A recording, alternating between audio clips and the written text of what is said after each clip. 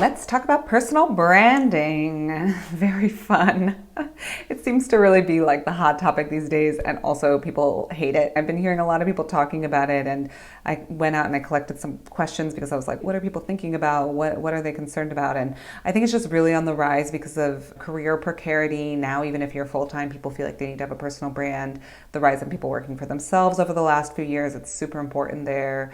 I think also just like our evolving internet presence and more people being creators and influencers, it can feel really icky and confusing to a lot of people. And it used to feel really icky and confusing for me. But my approach has changed a lot because I feel like I start to figure out how I feel about it more in a way that feels right to me. And so I think there are a lot of parallels with the founder-led branding that I shared in my last video, but it is slightly different. I want to go through some of those questions that I received and also some misconceptions that I think there is around personal branding. This is 100% my approach. I don't know, it might change tomorrow, but this is how I'm approaching it as of now, August 2024. Let's get into it. Just to note that throughout this, when I'm talking about your customer, I am referring to anyone that you would like to connect with and work with. So that could be a client, it could be a dream company that you want to go work full-time for, could be the hiring manager, could be a podcast host whose podcast you want to be on. So I'm all gonna kind of call all of that as your customer, even if you don't work for yourself. One question I got, what does personal branding actually mean? Is it the new authenticity? What is it? So this is how I look at it. You are not a commodity. A commodity is, according to the dictionary, a mass-produced, unspecialized product subject to ready exchange or exploitation within a market, a good or service whose wide availability typically leads to smaller profit margins. You are not a commodity. You are a person with a really rich background, experience, skills, personality, perspective that is 100% unique to you. Commodities do not have brands. A brand can help you differentiate you from others, communicate what your superpower is, your differentiated value, and helps connect you with the right customers. My personal favorite definition of brand that I use often is resonance. You want the people who would love to work with you, who would love to connect with you, to see you and say, yes, this person has exactly the experience that I'm looking for, and I would love to get to know them and work with them. This person is just who I need. That to me is personal branding, is resonating with the people that you want to be working with, that they see your value clearly and what makes you different and what makes you special.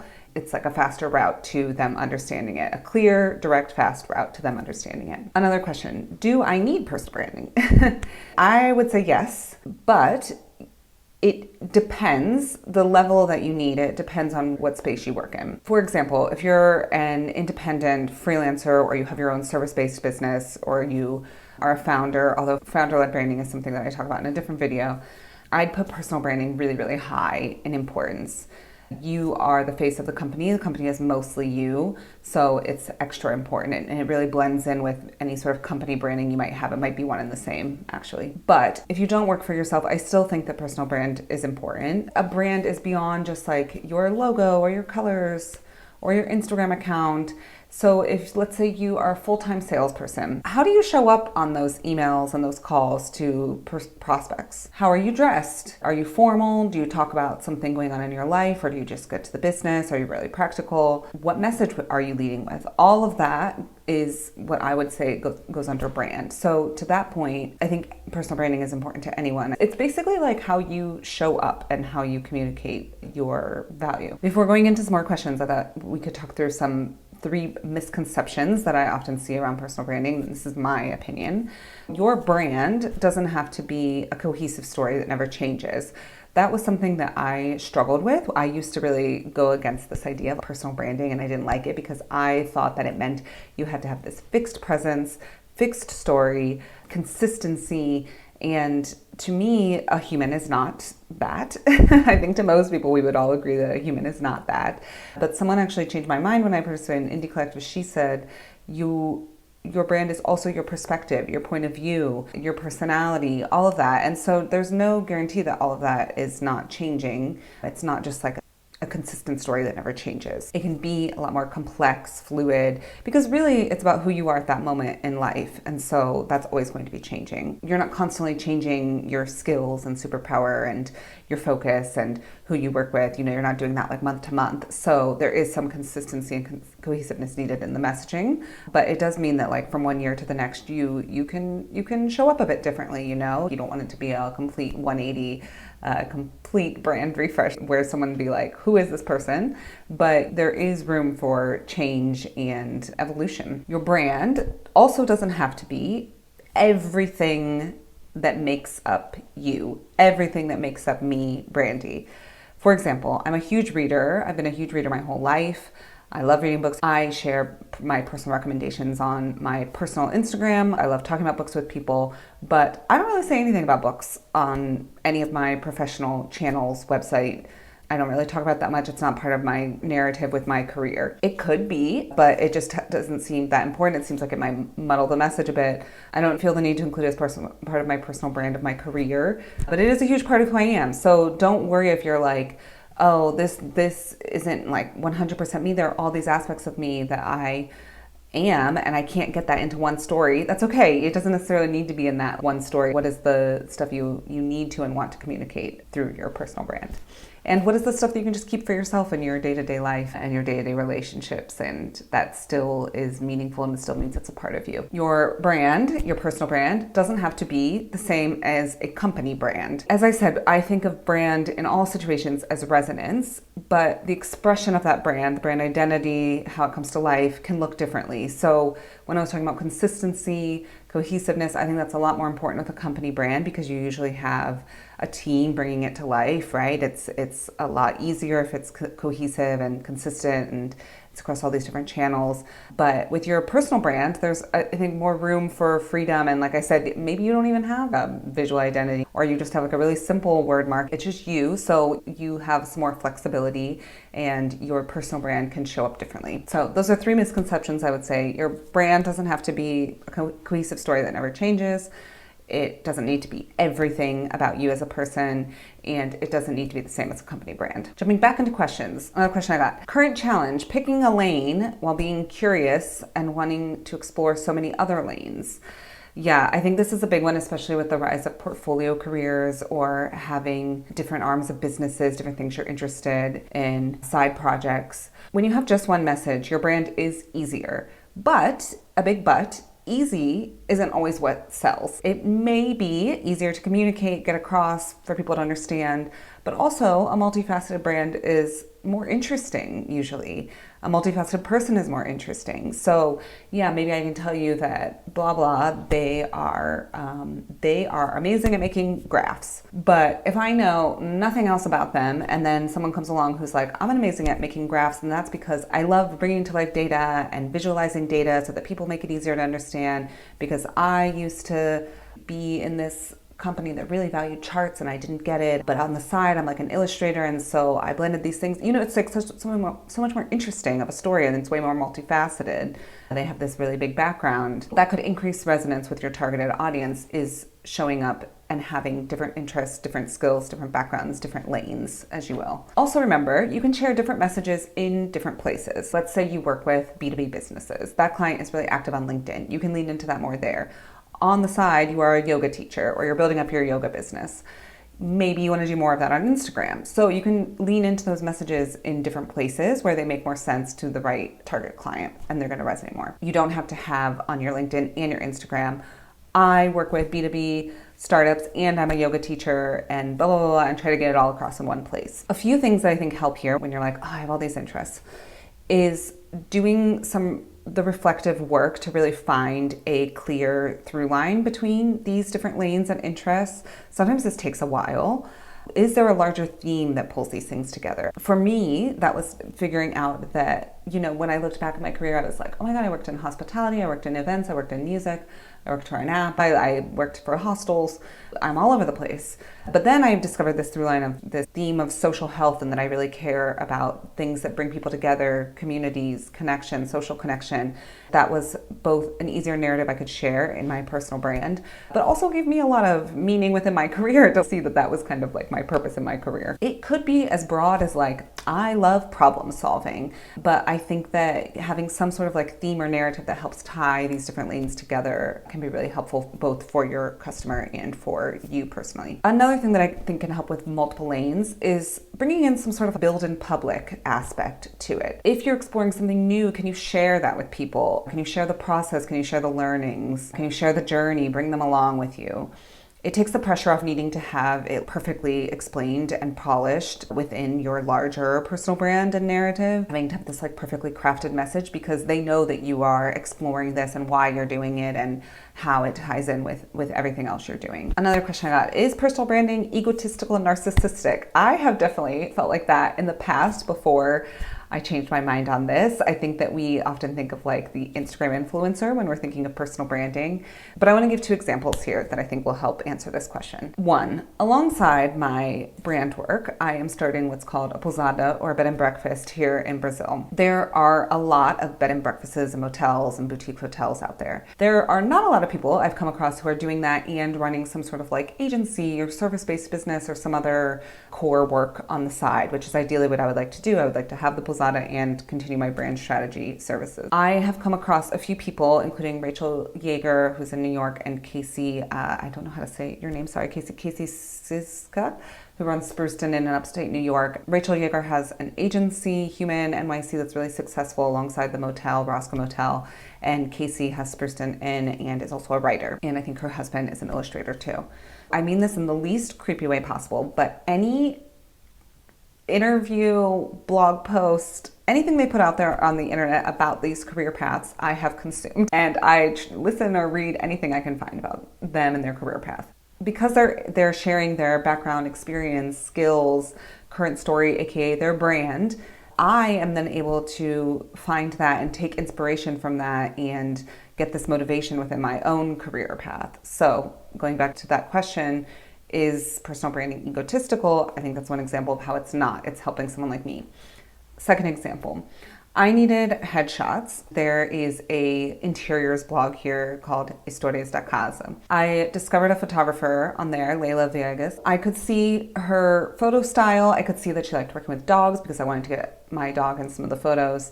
Even though her focus was on interiors, she had a section around portraits on her site. Because she made it clear what her work was, where she was based, her style, who she liked working with, I booked her right away without looking at any other headshot photographers. My life as the customer was made a lot easier by her having a really clear personal brand about her working style and her skills, and I feel like I invested my money in a great way. In those cases, are the motel owners and the photographer being egotistical and narcissistic by having a personal brand? No, they helped me. So I think that clear personal branding helps your customers find you quicker and makes their life easier because their decisions are a lot easier. They feel a lot more confident in how they're spending their money. They don't need to go look at a bunch of different options. They can make decisions faster and more confidently. Also, a clear personal brand helps others in your network understand more clearly who you are and can help you along your own journey. Okay, another question or comment is that personal branding feels really awkward if I haven't done it before. It sure does. But almost everything in life feels really awkward for the first time that we do it. I cringed through my first video I created for here, and the first podcast I did, oh my God, I was so nervous. And then the second video, the second podcast interview, which ended up being my own podcast, was like a breeze. I didn't even think about it. It's like a real vulnerability hangover to put your face and voice out there for the first time. A few things that have helped me with this and getting over the awkward hump is remember that the first post is the hardest. So just do the first post and then see how you feel. You'll probably feel fine about the second one. Get a pep talk from someone else to do it. I literally just did that this week even. I wanted to promote my brand power hour on LinkedIn. I was like, oh, it feels so promotional. I don't know. And I went into a Slack programming growth trackers and I was like, can someone give me a pep talk to do this really quick? So do that. If you are worried that you're sharing too much or you're not sure about the copy or what you're saying and you're like, oh, is this too much?